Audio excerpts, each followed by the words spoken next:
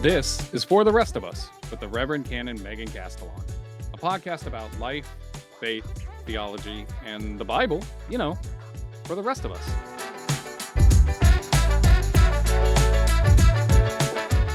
Well, hello, everyone. Welcome back to For the Rest of Us with the Reverend Canon Megan Castellan. Hey, gang, it's still me. I'm still just Adam. I'm still Megan's co-host on this show. I am not a canon to the ordinary, but I do work with Megan at the Episcopal Diocese of Central New York. I was a lifelong Catholic. Now I am an Episcopalian. And Megan's just kind of helping me figure this all out through the lens of the Episcopal Church. You can kind of think of her like my Alexander Hamilton.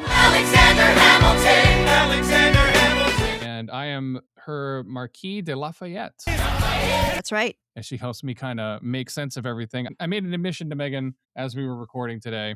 I'm using this as a part of our intro that I always do. I've never seen Hamilton, and I feel like that shocked Megan to a degree I was not prepared for. So this is sad and upsetting, but it is the 4th of July. It's time to go watch Hamilton. If only to appreciate Daveed Diggs rapping at superhuman speed when he gets to guns and ships, which listeners, I'll pay attention. Yeah, which listeners I can do as well. Little known fact. So there you go. I know all the words to guns and ships. That'd be a Patreon exclusive. Patreon exclusive. Megan raps all of Guns and Ships. Something that no one wants to see.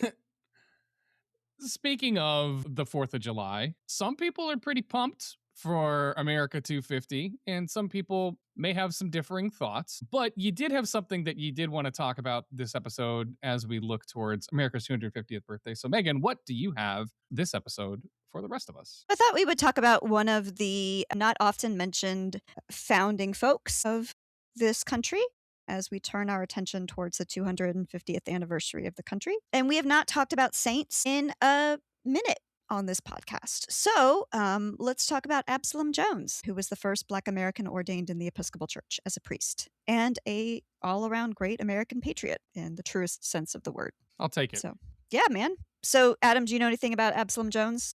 I know we've had... Okay, so a little bit. I got to learn a little bit about Absalom Jones when we did evening prayer last year, remembering Absalom Jones. I'm going to admit that as somebody who was raised and a practicing Roman Catholic for the better part of 4 decades, they kind of feel like they have the saints thing on lock.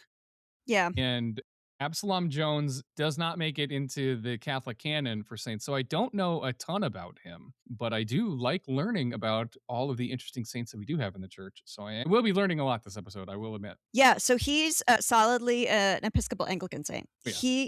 He was born in 1746 in Delaware. He was born enslaved to a family named Wynkoop. And when he was 16, his enslaver sold off his mother and his siblings, but kept Absalom. Benjamin Wynkoop, his enslaver, moved Absalom to Philadelphia, Pennsylvania. Absalom was then allowed to attend a school organized by Quakers at night, where he learned to read and write, and he was exposed to the Bible for the first time. And Mr. Wynkoop also was a vestryman who was on the vestry at Christ Church Episcopal in Philadelphia. So he went to church on the regular. Absalom grows up.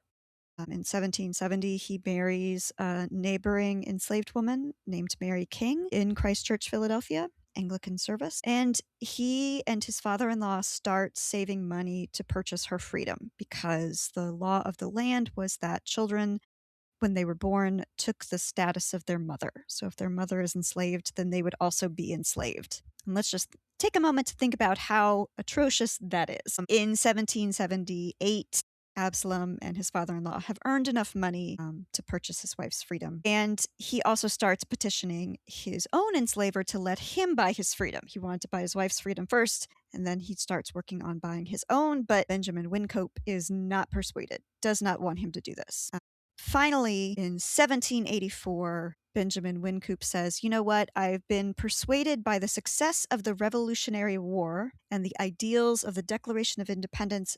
I will let you buy your own freedom from me. So if you give me a ton of money, I will let you be free. Hooray, much kindness, very generous. Wow. But Absalom is now free, and he changes his last name from Wynkoop to Jones to signify his own freedom and his Americanness. At the same time, he and his family leave the Episcopal Church where they had been attending because of Benjamin Wyncote, and they start going to St. George's Methodist Episcopal Church. There they meet the Methodists at this time, much more progressive on abolition issues than the Episcopal Church. And so that's kind of had a much bigger freed Black community at the church. And Absalom meets a man named Richard Allen, who was a preacher at St. George's. They become really good friends, and they both are given sort of charge over the Black congregation at St. George's. In 1787, they found together the Free African Society, which is the first mutual aid society founded by Black people for the benefit of Black people in the U.S. So it was basically to help any Black person in need throughout Philadelphia. This is a very big deal. And they also took care of the Black membership at St. George's. They organized them, they visited them, took care of the sick, brought them to church, prayed with them. One of the first things they did was organize that portion of the congregation to raise money to build a second-story balcony in the sanctuary for more seating. Congregation is very excited.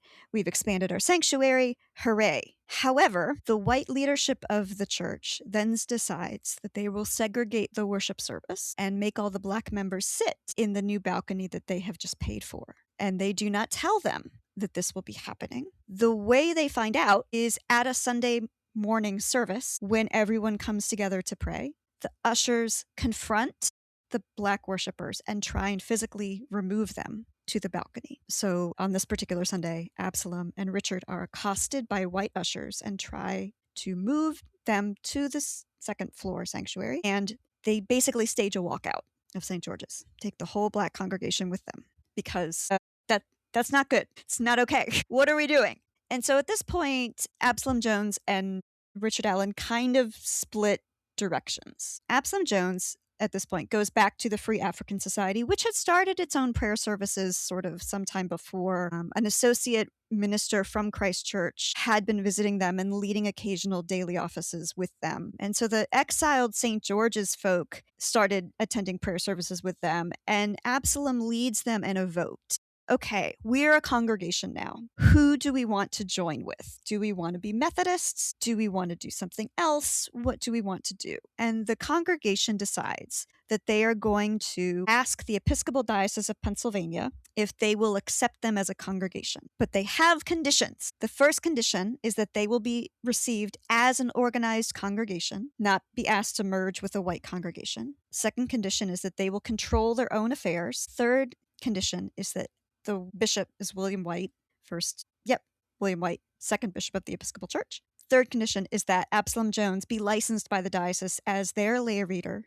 And if the diocese thinks he's qualified, go ahead and ordain him as their priest. Diocese drags their feet, but eventually agrees to the conditions and accepts what becomes St. Thomas African Episcopal Church as the first historically Black church in the Episcopal Church, and eventually ordains Absalom Jones. Now, Richard Allen, meanwhile, wanted to go back and affiliate with the Methodist Church and just start their own Black parish within the Methodist Church. He eventually goes on to found the African Methodist Episcopal Church, so the AME. He is the founder of the AME denomination.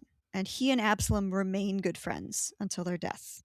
This is not like an angry parting. They just kind of have different approaches. So the Diocese of Pennsylvania agrees to these conditions, admits St. Thomas African Episcopal Church to the diocese. In 1795, Absalom Jones is ordained a priest, ordained a deacon, rather, and he's made a priest in 1802. So I should add, the delegates from St. Thomas were not allowed until much later to be seated at Diocesan Convention of Pennsylvania. And the bishop did not visit the church. So this is not an unalloyed victory. This is still we're still living in the time of rampant racism. Hooray! Absalom Jones is made a priest and becomes the first Black person ordained in any major Christian denomination in 1802. In 1808, Pennsylvania finally outlaws slavery, effective January 1st. And Absalom Jones preaches a sermon on that day called the Thanksgiving Sermon. And that sermon becomes really famous. To this day, historically Black churches have a tradition of what's called watch night, where you have an all-night service the night of December 31st, and then you have a celebratory service on January 1st. This is why, because it was the coming of the dawn of freedom. And one of the things Absalom talks about in this sermon is we will gather together on this date for time immemorial to remember the time our God gave us freedom. It is an incredible sermon. It became really famous. Copies of it were printed and distributed far and wide. At the time, there were rumors in the white community that somehow he had supernatural powers to sway the mind of his congregation because white people could not imagine that a Black man could be good at speaking in public. And again, let's just take a moment and think about how horribly racist and ridiculous that is. But the sermon is available online, and I commend it to you because it is amazing. And here is one portion of it. He contrasts the deliverance of the slaves in Egypt to the condition of people enslaved in the United States. And he says, "The history of the world shows us that the deliverance of the children of Israel from their bondage is not the only instance in which it has pleased God to appear in behalf of oppressed and distressed nations as the deliverer of the innocent and of those who call upon his name. He is as unchangeable in his nature and character as he is in his wisdom and power. The great and blessed event of which we have this day met to celebrate is a striking proof that the God of heaven and earth is the same yesterday and today and forever." So, excellent sermon. No notes. No notes. And he continues to work with Richard Jones against slavery for the entirety of his life. He and the Free African Society petitioned Congress against the 1793 fugitive slave law. When a yellow fever epidemic hits Philadelphia, most of the white doctors flee the city. But Absalom Jones and Richard Allen rally the Free African Society to stay and tend to those who are sick. And they organize medical care, and they kind of pitch in to help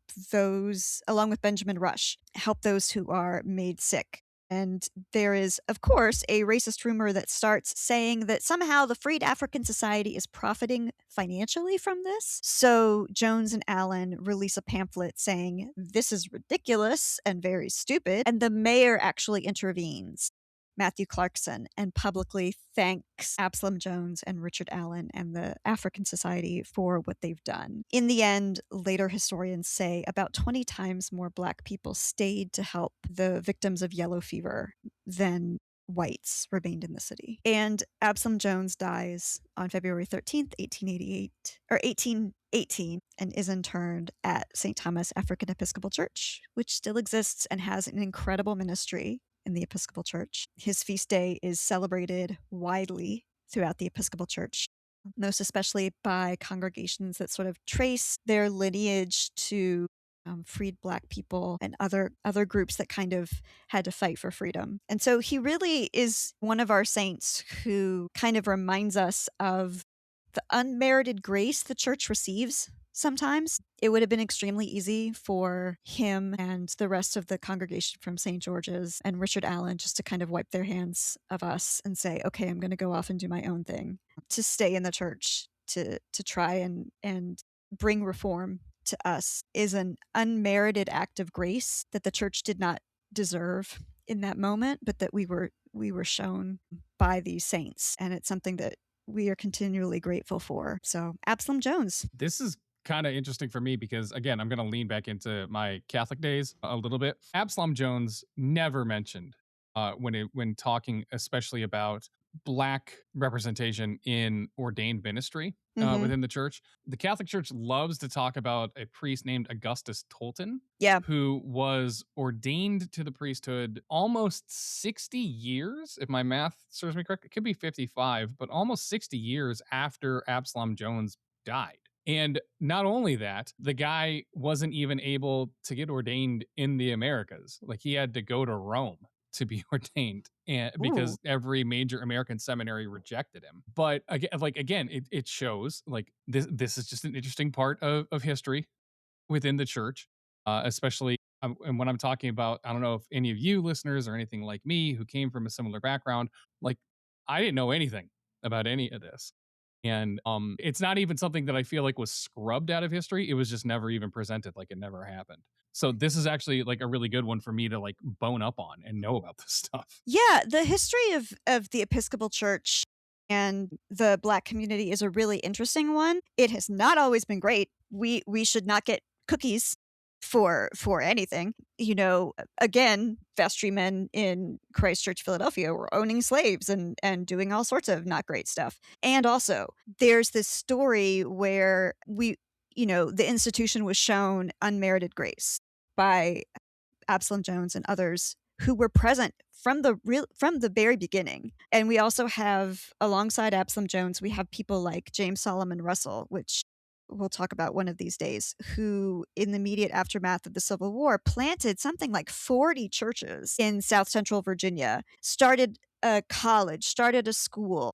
Anna Alexander was a deaconess in southern Georgia, educated every single Black child in southeastern Georgia by raising money by herself. I mean, incredible stories about the faithfulness and perseverance of these people. Again, at a time when the Episcopal Church was not fully open to what the Spirit was doing in these communities. And yet, in spite of ourselves, they saw a liberating God acting through us, which as a white Episcopalian is really humbling to see. And yeah, so I'm really grateful for people like James Solomon Russell and Absalom Jones and Anna Alexander and these people who kind of kept showing up when the church didn't deserve it, when the church was not open to it, and have kind of kept working to make us better and more open. Yeah, it's one of those things that's kind of tricky because like we like to be able to celebrate this stuff within the church,